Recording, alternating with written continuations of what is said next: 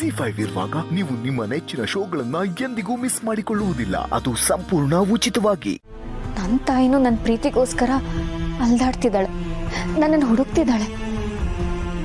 ನನ್ನನ್ನು ನೋಡ್ಬೇಕು ಅಂತ ಆಸೆ ಪಡ್ತಿದ್ದಾಳೇನೋ ಅಂತ ಅನಿಸ್ತಿದೆ ನನಗೆ.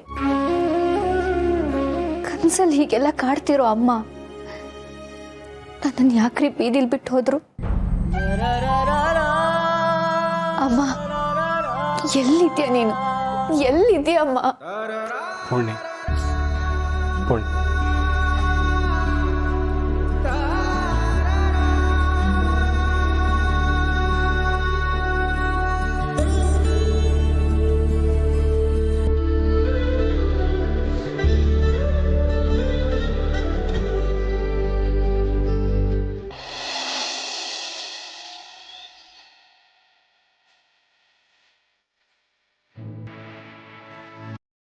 ಪೂರ್ಣಿ, ಪೂರ್ಣಿ.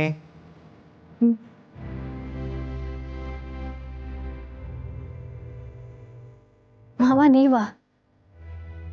ರಾತ್ರಿ ಸರಿಯಾಗಿ ನಿದ್ದೆ ಬರ್ದೆ ಎಚ್ಚರನೇ ಆಗಿಲ್ಲ. ಇವ್ರು ಬೇರೆ ಆಗಲೇ ಎದ್ಬಿಟ್ಟಿದ್ದಾರೆ. ಹೌದು, ನೀನು ಹೇಳಲಿಲ್ಲ ಅಂದರೆ ಬೆಳಕಾಗಲ್ಲ ಅಂದ್ಕೊಂಡಿದ್ಯಾ? ಈಗ ಎದ್ದು ಫ್ರೆಶ್ ಆಗು. ನೀನು ನನ್ನ ಜೊತೆ ಬರಬೇಕು. ಎಲ್ಲಿಗೆ ಮಾವ? ವಾಕ್ ಮಾಡೋಕ್ಕೆ. ಬಾಬಾ, ಲೇಟ್ ಆಯ್ತು. ವಾಕ್ ಮಾಡೋದಕ್ಕ? ಅದೆಲ್ಲ ನನಗೆ ಯಾಕೆ? ನಾನು ಸಣ್ಣನೇ ಇದ್ದೀನಲ್ಲ. ಹಾಗಂದ್ರೆ ನಾನು ದಪ್ಪ ಇದ್ದೀನಿ ಅಂತನಾ? ವಾಕ್ ಮಾಡೋದ್ರಿಂದ ಬರೀ ದೇಹ ಹಗುರಾಗಲ್ಲ, ಮನಸ್ಸು ಹಗುರಾಗತ್ತೆ. ನನ್ನ ಮನಸ್ಸಿನ ಭಾರ ಅಷ್ಟು ಸುಲಭವಾಗಿ ಕರಗಲ್ಲ ಮಾವ. ಅದೆಲ್ಲ ಗೊತ್ತಿಲ್ಲ. ಈಗ ನೀನು ನನ್ನ ಜೊತೆ ವಾಕ್ ಬರಬೇಕು. ನಿನಗೆ ಮನಸ್ಸಿಲ್ಲ ಆದರೂ ಈ ಮಾವನಿಗೋಸ್ಕರ ಆದರೂ ಬರಲೇಬೇಕು.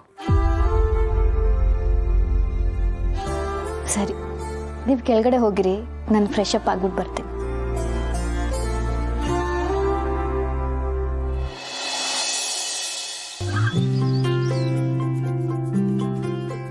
ನೋಡು, ಬೆಳಗಿನ ವಾತಾವರಣ ಎಷ್ಟು ಚೆನ್ನಾಗಿದೆ. ಸೂರ್ಯನ ಬಿಸಿಲಿಗೆ ದೊಡ್ಡ ದೊಡ್ಡ ನದಿಗಳು, ಸರೋವರಗಳನ್ನೇ ಒಣಗಿಸೋ ಶಕ್ತಿ ಇದೆಯಂತೆ. ಅಂಥದ್ರಲ್ಲಿ ನಮ್ಮ ಕಣ್ಣೀರನ್ನು ಒಣಗಿಸೋ ಶಕ್ತಿ ಇರಲ್ವಾ? ಪ್ರಕೃತಿ ಸಮಾಧಾನ ಹೇಳೋ ಹಾಗೆ ಪ್ರಪಂಚದಲ್ಲಿ ಇನ್ಯಾರೂ ಸಮಾಧಾನ ಹೇಳೋಕ್ಕಾಗಲ್ಲ. ಇನ್ಮೇಲೆ ನೀನು ಪ್ರತಿದಿನ ನನ್ನ ಜೊತೆ ವಾಕಿಂಗ್ ಬರಬೇಕು. ನಮ್ಮ ಜೀವನ ನೆಮ್ಮದಿಯಾಗಿ ಸಂತೋಷವಾಗಿರಬೇಕು ಅಂದರೆ ಬೆಳಗಿನ ಜಾವ ಎದ್ದು ವಾಕಿಂಗ್ ಮಾಡಬೇಕು.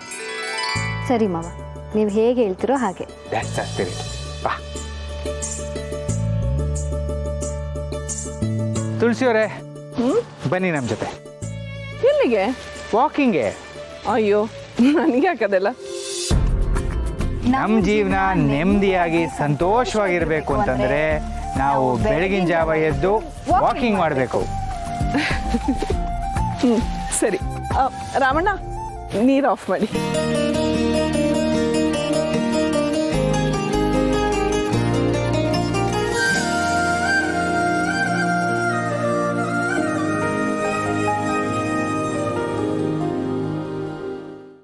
ಜಿ5 ಆಪ್ ಡೌನ್ಲೋಡ್ ಮಾಡಿ ಎಲ್ಲಾ ಸಂಚಿಕೆಗಳನ್ನು ಸಂಪೂರ್ಣ ಉಚಿತವಾಗಿ ನೋಡಿ.